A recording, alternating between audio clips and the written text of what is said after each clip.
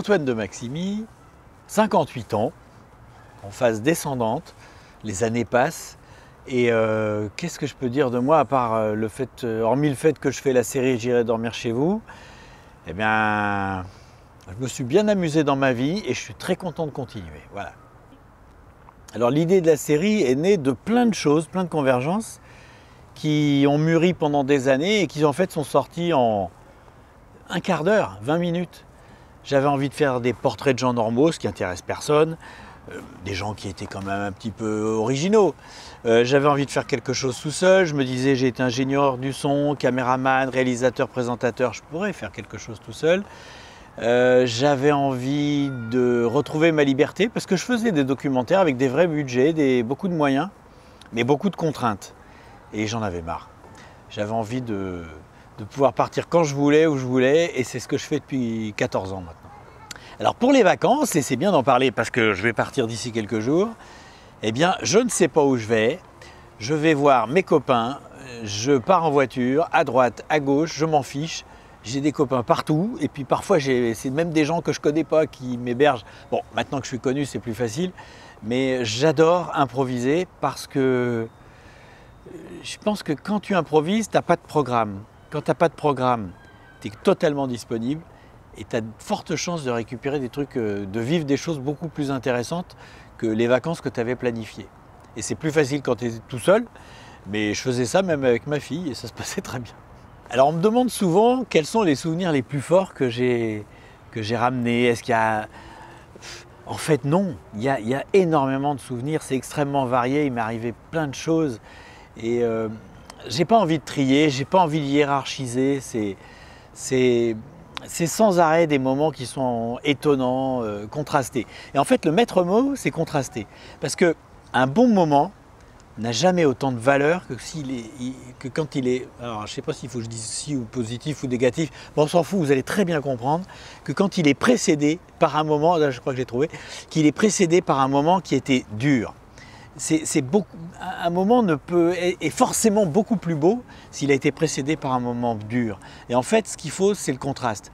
Vouloir avoir que des bons moments, c'est une erreur parce que les bons moments, ils seront fadasses. Voilà. Alors, ce qui m'intéresse dans le voyage, c'est la rencontre et le côté reporter. Moi, j'aime bien aller quelque part, voir ce qu'il y a et ramener les images. À tel point que, même avant de voyager beaucoup, je ne voyageais pas sans raison. J'allais à l'étranger pour voir un ami ou pour faire un film. Et c'est encore plus vrai maintenant. Quand je pars en vacances, je ne vais pas à l'étranger. Et je ne suis pratiquement jamais allé à l'étranger. Je ne suis pratiquement jamais allé à l'étranger autrement que pour aller filmer ou voir quelqu'un. Parce que c'est pas mon truc, moi. J'aime bien avoir une raison d'aller quelque part. Mais une raison qui peut être ne pas avoir de raison. Je ne sais pas si vous suivez. Mais ça, j'adore. J'adore. Alors, il y a pas mal d'efforts qui sont faits pour contourner et pour faire autre chose que le tourisme de masse. Alors moi, je trouve ça très bien. Je fais partie des gens qui prennent leur route, etc. Donc je ne veux pas faire partie de ces groupes-là, mais c'est juste parce que c'est une histoire d'indépendance et de liberté. Mais indépendamment de ça, je trouve que c'est très bien. C'est très bien parce que quand j'ai commencé l'émission, à chaque fois que je parlais avec quelqu'un d'un pays, il me disait pratiquement toujours la même chose. Il disait c'est beau, c'est pas beau, y a ça, il y a ci, il parlait jamais des gens. Et ça, c'est quelque chose qui me dérangeait. Je trouvais que les gens, ça méritait, enfin, pour moi, c'était ce qu'il fallait voir. Et j'ai pas spécialement envie d'aller dans des pays pour faire autre chose que de rencontrer les gens. Et d'ailleurs, à propos du tourisme de masse, j'ajouterai une chose qui est à mon avis très importante. Quand il y a du tourisme de masse, les touristes ne viennent pas voir les gens du pays et souvent même ils ne viennent pas voir le pays, ils viennent simplement chercher le soleil. Moi je dis c'est pas la peine de traverser la planète pour aller chercher le soleil. Le soleil on en a quand même chez nous, surtout à certaines saisons.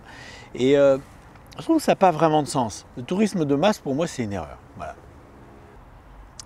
Alors un voyage réussi, il n'y a pas de recette. Il n'y a pas de recette parce que ça dépend premièrement de la personne qui fait ce voyage et tu ne peux pas lui dire va là ou va là parce que ça dépend d'elle. Et je pense qu'un voyage réussi, je crois qu'il faut oser ne pas prévoir. Parce que si tu ne prévois pas, Ça peut être inquiétant pour plein de gens, hein. Mais si tu prévois pas, tu es totalement disponible pour ce qui te plaît, les choses qui t'attirent, ce que tu auras envie de faire. Et je crois qu'il faut oser le faire. En tout cas, il faut vraiment, sincèrement, je pense qu'il faudrait que tout le monde ose une fois le faire. Si ça ne te plaît pas, si ça a mal marché, bah, tu continues à prendre tes vacances comme avant. Mais essaye, essaye. Il est arrivé qu'il y ait des gens qui viennent sonner à ma porte pour dormir chez moi. J'accepte pas souvent, pour une raison très simple. C'est qu'aujourd'hui, en 2017, il y a plein de gens qui veulent dormir chez moi. Et du coup, c'est pas aussi drôle que moi ce que je fais, d'aller à la rencontre de gens qui ne savent pas que c'est mon but. Et du coup, bah, souvent je dis non parce que c'est pas drôle. Qu'est-ce qui est intéressant dans la vie? C'est la surprise, c'est ce qui n'est pas prévu. Et là, c'est tellement attendu que souvent c'est pas drôle. Alors, est-ce que j'ai des projets? Évidemment que j'ai des projets, j'en ai plein. J'ai quand même fait, pour la série, j'ai fait 57 épisodes, 57 pays. Mais avant, je voyageais, je faisais des documentaires, d'expéditions, aventures, des expéditions scientifiques, du film animalier, j'ai fait du reportage de guerre au début. Donc en fait, je suis allé dans 110 pays. Et pour l'instant, j'ai des projets de faire une fiction, du cinéma, avec des comédiens, un truc qui n'a pas rien à voir parce que je me sers de ma série aussi. J'ai envie de faire éventuellement un truc de scène, mais pareil, c'est dans la logique de ce que je fais, c'est cohérent, c'est les gens, la vie, et des projets, j'en ai trop, ça c'est certain. Alors j'imagine pas vraiment l'avenir du tourisme.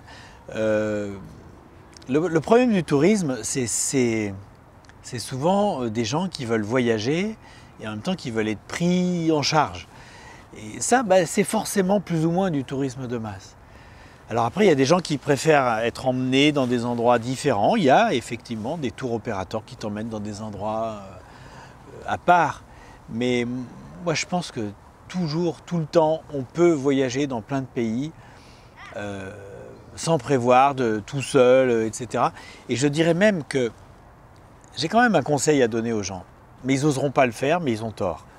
Quand tu vas dans un pays, genre tu te dis, allez, je vais visiter le Vietnam, etc. Bon. C'est très bien, tu vas aller aux endroits connus où tout le monde, où tu vas retrouver les Français, tous les touristes en fait. Donc c'est bien d'y aller parce qu'en général, c'est des endroits qui sont peut-être supérieurs aux autres ou qui sont vraiment intéressants. Mais offre-toi le luxe de te prendre 4-5 jours dans une petite ville du pays. Pas la capitale, une petite ville. Tu l'as choisie au hasard, de toute façon, c'est très bien. Et tu vas découvrir le vrai pays, le vrai Vietnam. Tu vas découvrir un endroit où il n'y aura pas de touristes et où les gens vont bien t'accueillir parce qu'ils ne sont pas saoulés des touristes. Et très sincèrement, ça vaut le coup de prendre 4 jours. Tu prends 15 jours, 3 semaines, prends 4 jours, essaye. Ça vaut vraiment le coup.